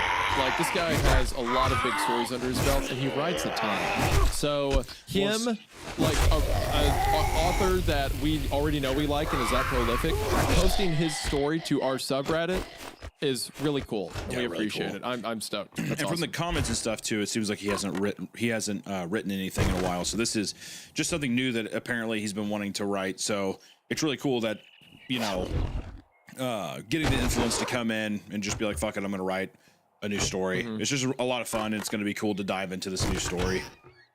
Yep. Yeah, I'm excited. Do you want to read his author's note too? Yeah, we'll read the author's note. He says, "Hey fam," which is so funny to start out like super tense. What up, fam? Hey fam, this is going to be a weird one. I've been meaning to write an abstract story about this topic for a long time. I want to thank Junji Ito for The Enigma of Amigara Fault, banger, by the way. Such a good one. Cardboard Computer for Kentucky Route Zero, another banger, by the way.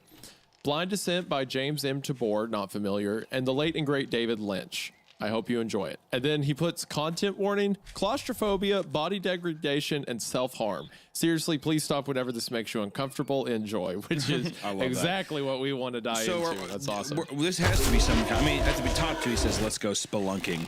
As well, so I mean, this has got to be a fun cave diving story, which you know me, I love a nice claustrophobic night. I am claustrophobic as hell.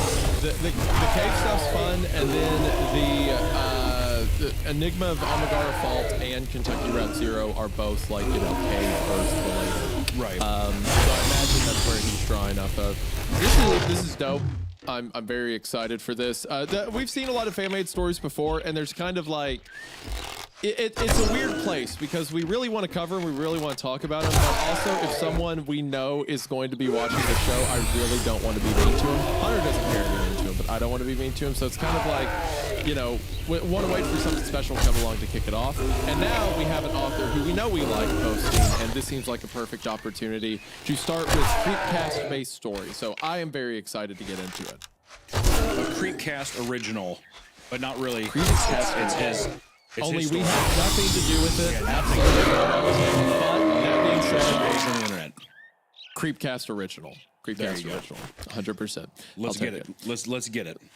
Let's get into it. Be sure to continue to show us love on audio platforms. Thank you guys for letting us crush Ben Shapiro and other political podcasters. I don't even have specific beef with any of them. I just need to kill everyone who is also on the list. So thank you all for the support. Continue to show love over there. Spotify, Apple Podcast, and even YouTube has a way of charting it now too. So we just appreciate the love and support there, guys. Thank you so much. And how about you get nice and cozy and let's get into the story. Let's go. Ensorcelled in the earth. It speaks to me at night sometimes. Most nights I lay bathed in the empty glow of light from my phone, waiting for a message or comment to invalidate the sense of loneliness that has infused every aspect of my life since I got the news. I've lost whatever spark was there that brought light into my life. I don't feel at home in this world anymore. Sometimes the voice is the only time I hear someone talk some days. The voice is patient, never speaks out of turn. It always waits for that precise threshold between the waking world and a fitful night of sleep to speak those honeyed words to me. I'm here, waiting. I wake up and rush to the bathroom. I manage to make it to the toilet before the sickness spews out of me. It's small victories like this that make the days worth living for. The first few times I had to wash the bed sheets and steam clean the floor because I wasn't prepared. But now I've mastered that ritual. Get to the bathroom as soon as you wake up, flush the contents without looking at them, try to ignore the growing fear that something else is terribly wrong. No fuss, no muss. There's no need for doctors. I already know how sick I am. I've perfected the systems. Vomit in the morning, wait 2 hours before eating unless you want to lose it minutes later, go to work and wait for something to change. Wait for it to eventually get better. Nothing's going to change. So that's why I decided to seek out the source of the voice. Like a magnet to a lodestone, I find myself drawn to it. I find the epicenter far away from the civilized world. It takes days to reach the location traveling through the desert by car, but the voice beckons me closer every night now, and I never stray from the path. I sleep in the cabin of my car. It's easier than a motel. In the morning, I simply open the door and spill bilious and red flecked vomit onto the dry sand and cracked earth and drive away. No pesky cleanup, no one to worry over it. At the end of the third day, I reach my destination. I know what this place is the instant I see it. It's an oasis after days of sand and sun being my only companion. I look at my phone, 7 texts, 5 missed calls, 1 voicemail message that is 3 minutes long, and a 26% charge left on my battery. I don't bother to check any of them. I turn off my cell to conserve those last precious minutes. It's too late to turn back. That door is shut to me now, but another one is opening up. This place is a message. This place is part of a system of messages that want me to listen to what it has to say. It demands my attention, and I give it freely. It is hidden away from the rest of the world like a pearl peeking out from the silt of the sea. Only I can see it amongst the floatsomes and jetsam. The only barrier preventing me from delving deeper is a single chain draped across the entrance to a mine with a warning sign. I trespass it easily and step away from the light of the day into the darkness of the earth. As I cross that threshold between the waking world and my final destination, I can hear that the voice is sending me a message. This is the first time I've heard it. Heard her clearly. The message is important, but it feels like it's only being transmitted to me. She says, I'm here, waiting for you. So, he lost something. At the beginning it says, since I've had the news, the lights left in my life, I don't feel like I'm in this world anymore. And then he begins to vomit after the voice is heard. I also like that the voice is capitalized every time it shows up, like it's a proper name. And now he's personified it as a her. So I could be off, but it sounds like he lost a loved one, right? Because he says, waiting for a message to invalidate the sense of loneliness since I got the news. So perhaps like a loved one side, and now like a woman or like a romantic figure is being personified at the bottom of this cave that he's traveling to. Yeah, I mean, it seems almost, I mean, I could be wrong as well, but there was a couple pieces there that I thought was interesting. Like when he's like, he throws up in the morning, he doesn't look at the contents, goes on, you know, he's basically being sick, but then he starts going into details about like red flaky. It almost sounds like he's afflicted by something, you know. Oh, like I don't know if you read it the same way, but it's almost like if he looks at the contents in the bowl, it'll fuck him up or something. Yeah, not even the fact that it's gross, but there's something like abnormal about even the throw up.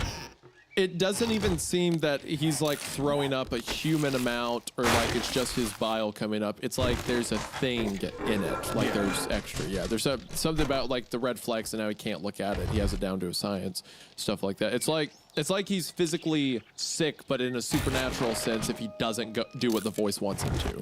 Right. I linger at the threshold between the sun and the dark for a moment longer than a standard blink.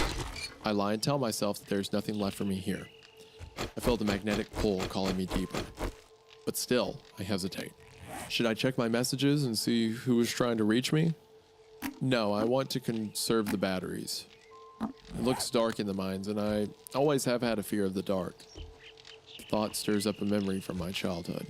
When I was 6, every few weeks I would creep into my parents' room in the dark of the night and stand by my mom's side of the bed. I was too scared to sleep in the dark of my own room and too terrified to wake her and disappoint her by telling her that I'm afraid of falling asleep. As a result, I would stand by her side of the bed and hope that she wakes up on her own and ask me what's wrong so I don't have to feel like I'm bothering her. Sometimes I would stand there for what felt like hours, waiting for her to save me from my paralysis of having to sleep. That immediately sounds like something you did as a kid. I did do that actually. I'm not even joking. I would get freaked out in my room. I would stand my mom, or I'd like go really close to her. I'd be like, and she'd like fucking like freak out. I'd be like, "Wow!" Oh, because I'd be so close to her face. Or I would go into her room and I would sleep on the floor next to her bed. In the morning, she would like step on me, and I'd be like, and she'd be like, "Oh my god!" But the biggest thing was I would be freaked out. I'd go and I'd whisper to my mom, but I didn't want to wake up my dad because if my dad woke up, he'd be like, "What did that?" Oh, dude, yeah, like raise hell for sure. But yeah, I did that all the fucking time when I was younger. You gotta strategize how you really do. You have to strategize how you're like, I'm going to die of a heart attack. I'm so afraid of my room, of whatever. You know, it could have been a dream or who knows what it is. But yeah, going into the room, really like slowly turning the door so there's no sound of that. My dad also had like this industrial fan that would be blaring in there, so it'd be like this huge like wind tunnel in the room. And yeah, I'd just be outside, Mom.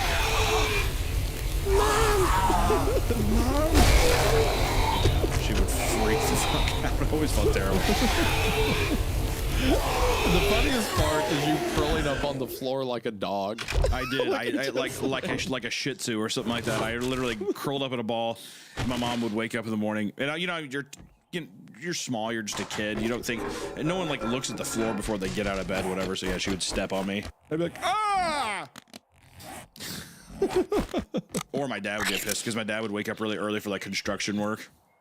He'd be like, "What the hell are you doing here?" And I'm like, "What What do you think you're doing? What the hell do you think you're doing, boy?" That's probably why your grandfather tried to shoot you.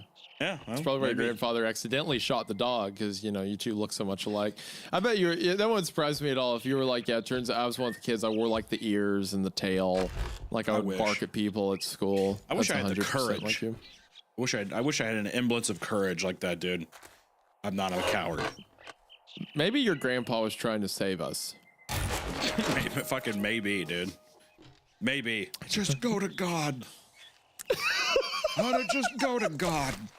I don't want to go. Come on. Maybe if I can kill him before he becomes a sinner, I can save him. I can Exactly. save all of them. I've given him 4 bars of chocolate, but he hasn't died yet. Yeah, your grandpa kept leaving the door open and stuff like that, hoping you'd run away. Go on. Get.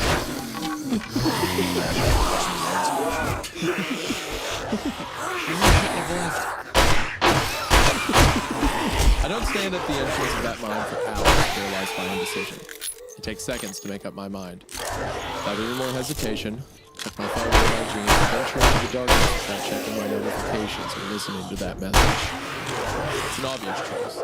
It's clearly August and the air to the mine is welcoming, cool in comparison to the stale heat of my shitbox car, whose AC broke down years ago and I never got around to repairing. I begin walking into the darkness and leave the world behind. The air is thick with particulates and motes of light flitting amongst the darkness that plays off the sun. The light behind me illuminates my path downwards, but with each step forward, my world grows darker.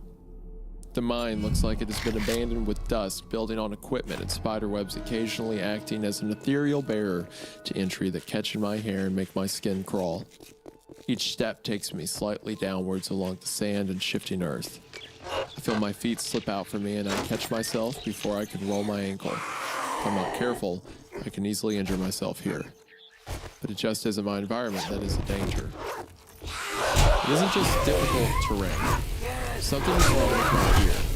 So I head inside and I feel something dripping out, staining my shirt. Ataxia washes over me like a wave and mixes with the cochlear fluid. This could be enough to make me turn back, but what will I be returning to? Who is waiting for me after what I did?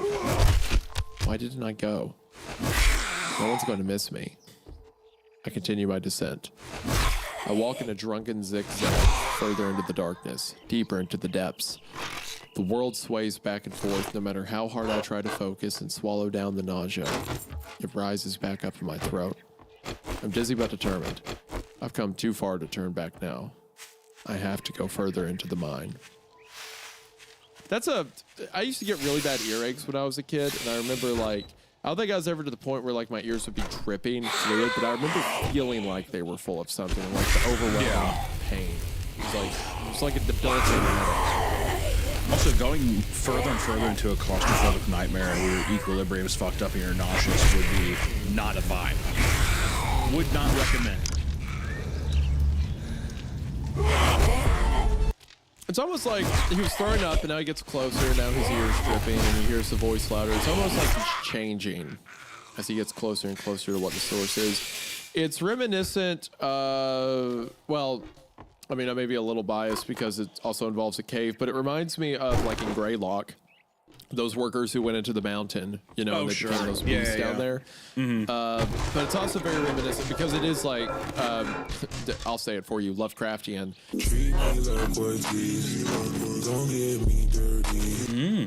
That there's a voice in the mountain that's calling them, and they like feel the need to like long after it.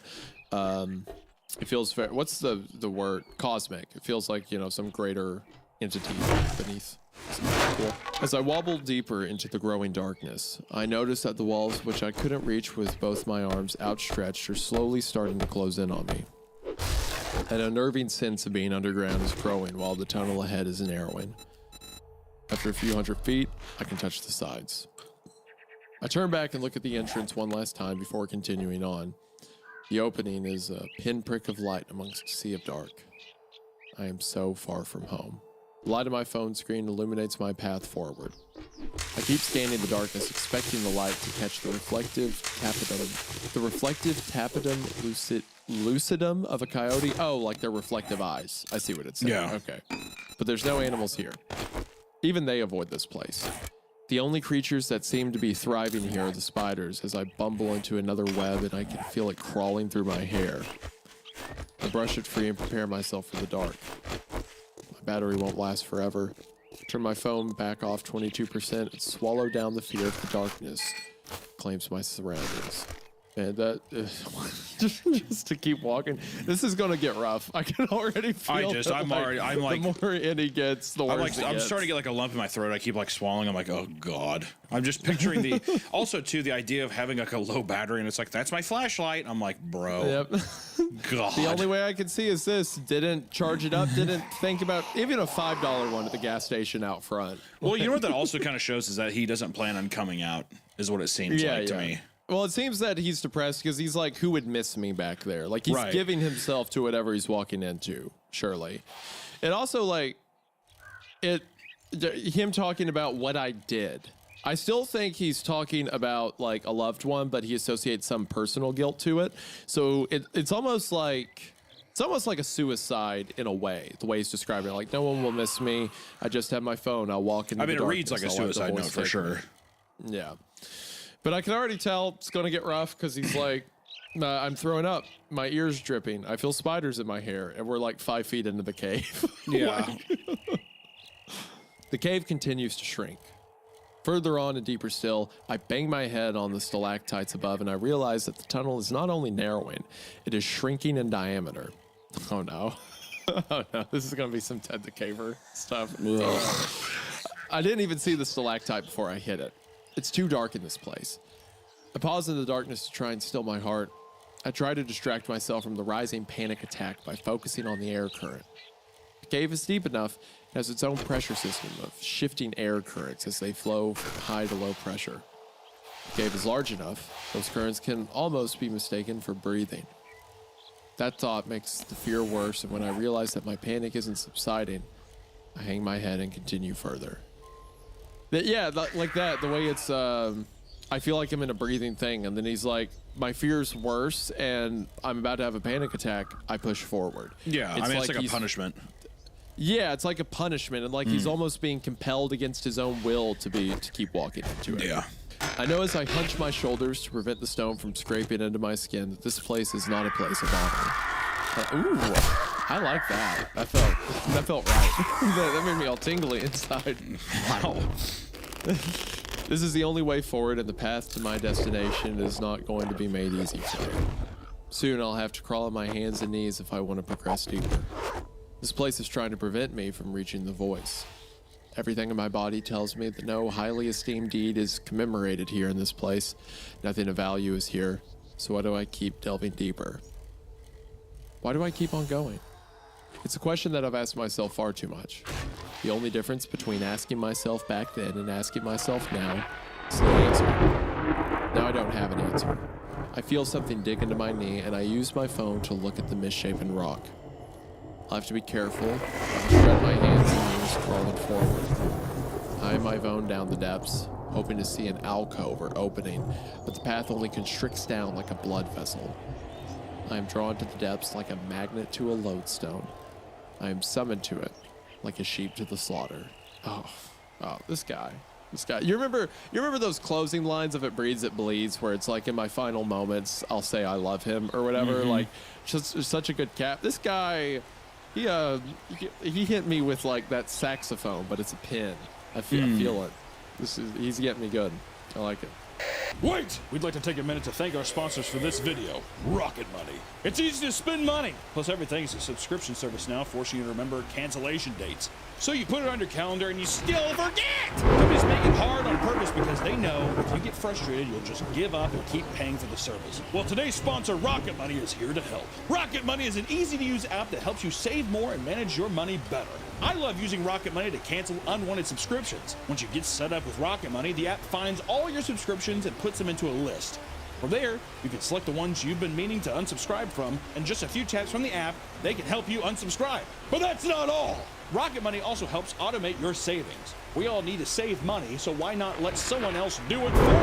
It automatically analyzes your accounts to determine the optimal time to save so you can reach goals faster. Take control of your finances today. Go to rocketmoney.com/creepcast or click the link in the description to get started for free. Thank you so much to Rocket Money. Now, back to our episode.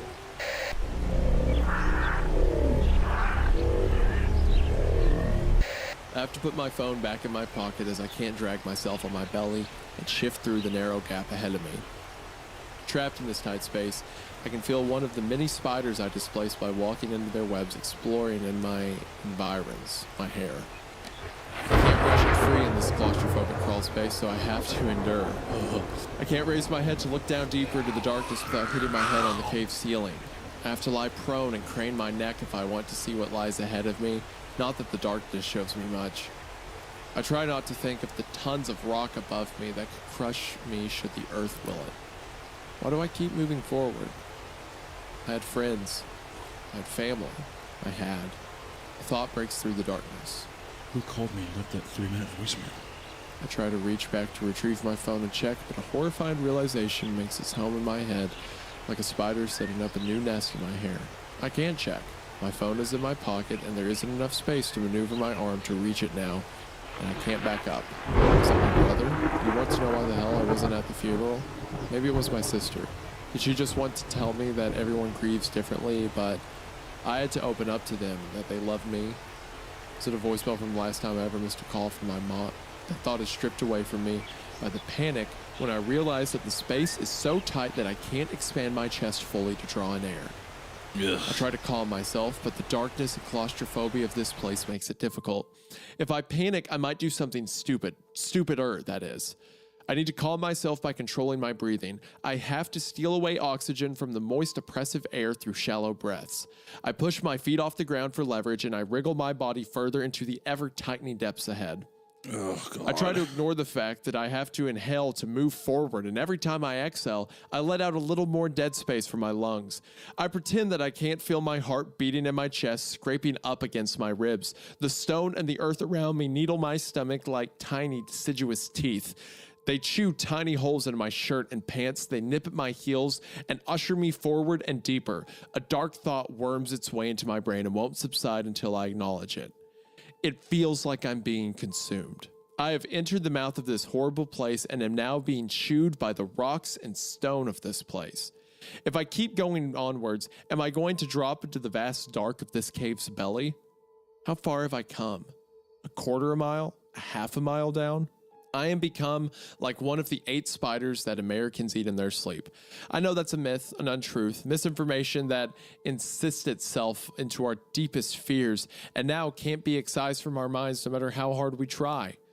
There's a horrifying power in belief.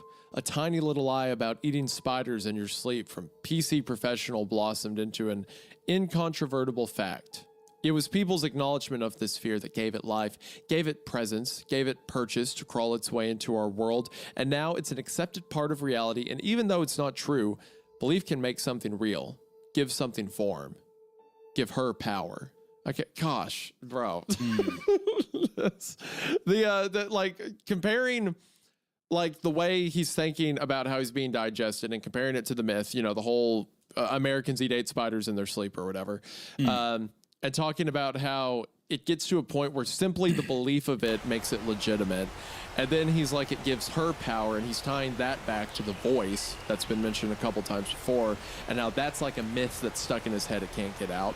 And now we see also in that quick mention that he didn't go to his mom's funeral. It seems that he missed a call from his mom that maybe would have saved her life, so he feels responsible for her death, and that's why he's here.